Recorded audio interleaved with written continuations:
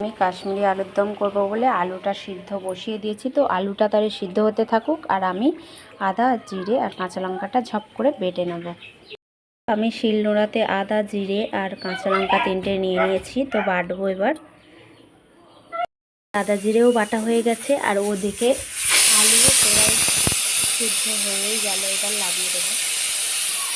এবারে দিয়ে দিচ্ছি আমি সরিষার তেল। তেলটা দিয়ে দিলাম। বন্ধুরা তেল কিন্তু গরম হয়ে এসেছে। এবারে আমি দিয়ে দেবো তেজপাতা, শুকনো লঙ্কা আর জিরে।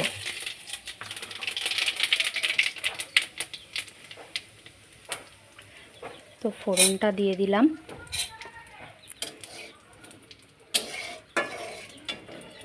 তো দেখতেই পাচ্ছ ভাজা ভাজা হয়ে গেছে। এইবারে আমি দিয়ে দেবো আদা জিরে কাঁচা লঙ্কা বাটা। আদা জিরে বাটাটা একটু ভাজা ভাজা হয়ে গেছে। এবারে আমি দিয়ে দেবো টমেটো কুচিগুলো, দিয়ে নাড়াচাড়া করে নেব। পরে কিন্তু বন্ধুরা একটু নুন আর একটু চিনি দিয়ে দিয়েছিলাম স্বল্প পরিমাণে। তো দিয়ে দেওয়ার পরে এবার আমি দিয়ে দেব গুঁড়ো লঙ্কা আর হলুদ গুঁড়ো। তো দিয়ে দিলাম।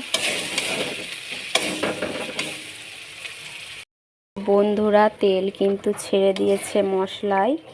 তো এবারে আমি দিয়ে দেব আলুগুলো। তো আলুগুলো বন্ধুরা দিয়ে দিচ্ছি। দিয়ে একটু নাড়াচাড়া করে নেব। তো যারা যারা আমার ভিডিও তোমাদের ভালো লাগে, তো আমার ভিডিওতে কিন্তু ভিউজ দেখতে পাই কিন্তু লাইক কমেন্ট সেরকম দেখতে পাই না। তো কেন বন্ধুরা এটা আমি যে বুঝতে পারি না। তো তোমাদের কি আমার ভিডিও ভালো লাগে না, না যাই হোক কিছু একটা হবে। তো বন্ধুরা তোমরা ভিডিওটা তো দেখে যাচ্ছ কিন্তু একটা কমেন্ট করে গেলে কি ক্ষতি হয় বন্ধুরা বলো? তোমরা যদি পাশে না থাকো তো আমাদের কি ভিডিও বানাতে ভালো লাগে? তো পাশে থেকো। তো বন্ধুরা কষিয়ে নেওয়া কিন্তু হয়ে গেছে।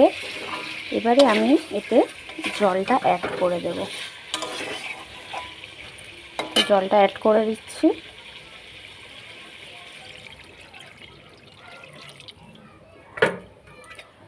জলটা অ্যাড করে দিয়ে কিছুক্ষণ চাপা দিয়ে রাখবো। তারপর আবার ফিরে এসে তোমাদেরকে দেখাচ্ছি।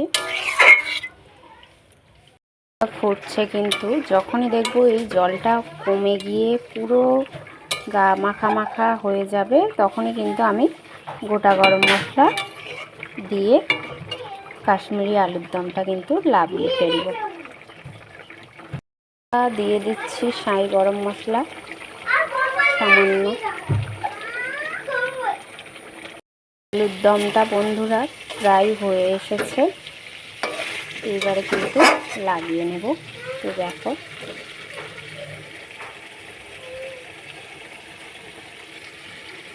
তো বন্ধুরা রেসিপিটা কীরকম হয়েছে তোমরা কিন্তু কমেন্টে জানাতে ভুলো না।